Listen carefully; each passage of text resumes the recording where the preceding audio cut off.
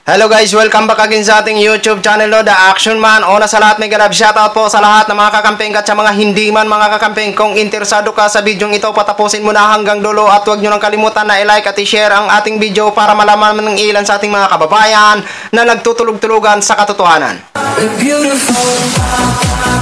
So muli naman nagbabalik ang nag-iisa yung host na si The Action Man para magbigay ng komentaryo at reaction sa mga mainit ng issue ng bayan.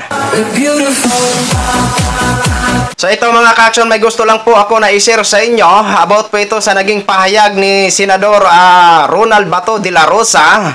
Kaya naman pala wala siyang imik o wala siyang pakialam o wala man lang tayong na statement about sa naging controversial na kinasasangkutan ni Vice President Sara Duterte na confidential fund. Ito po, may naging pahayag po siya about sa naging confidential fund at medyo nakinabang po ito si Ronald Bato sa confidential fund ni Sara Duterte doon noong mayor pa ito si Sara Duterte sa Davao.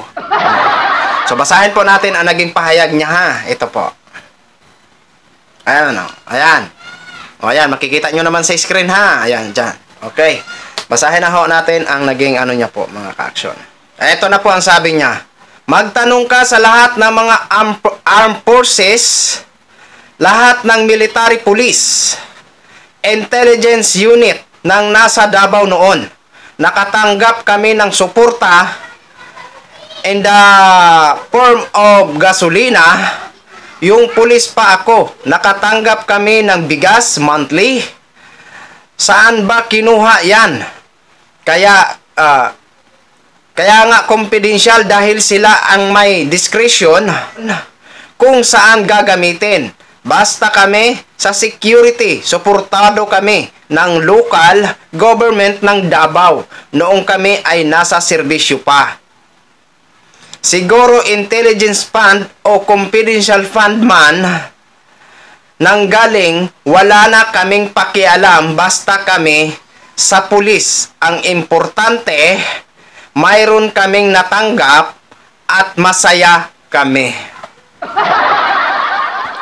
Yon ho, ang naging pahayag ni Mr. Senador Ronald Bato de la Rosa about sa confidential fund doon sa Davao na 2.6 billion na inubos sa loob ng 6 years ni Vice President Sara Duterte. Wala siyang pakialam. Total, nakinabang naman daw siya. Wala siyang pakialam kung galing ba daw yun sa confidential fund or intelligence fund. Basta nakinabang si Senador Ronald Bato de la Rosa. Kaya naman pala wala din po siyang imik dito sa confidential fund dito sa OBP. Kasi nakinabang sa Davao pa lang, nakinabang na pala siya. Okay, walang masama magtanggap ng monthly na may bigas ka. Biruin nyo ha. Mga pulis pa yan. Pero may monthly pa pala sila na bigas na supply galing sa local government ng Davao. Ayan, tanong ko po, Senator Ronald de la Rosa, yung mga mahihirap ba sa Davao, nakatanggap din po ba ng monthly? Kasi nga po kayo, may mga malalaking sweldo na, pero nakatanggap pa kayo ng monthly na bigas. Paano naman po yung mga mahihirap? Baka wala naman kahit isang botel na lang. Di ba? Tapos itong mahirap, sasabihin yung kalaban kami ng bayan. Perket ba nag-ingay kami, kalaban na agad ng bayan?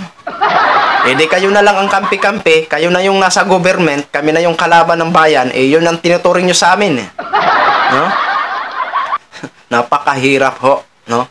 Habang patagal ng patagal, lalong-lalo na po naiimbestigahan na naman yung na mag-present si Sara Duterte ng kanyang SALN. Ang kasunod siguro nito, talagang impeachment na talaga ito si Sara. Wala ho tayong magagawa, Vice President Sara Duterte, ha?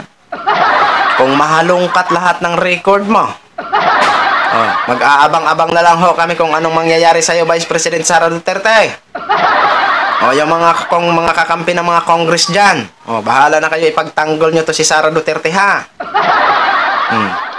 So yun lang ho mga ka-action, mga kakamping vlog. In-share ko lang ho sa inyo. Maraming salamat sa lahat ng mga viewers natin Luzon, Visayas at Mindanao all over the world. Ako po ang inyong lingkod si The Action Man. Have a good day everyone.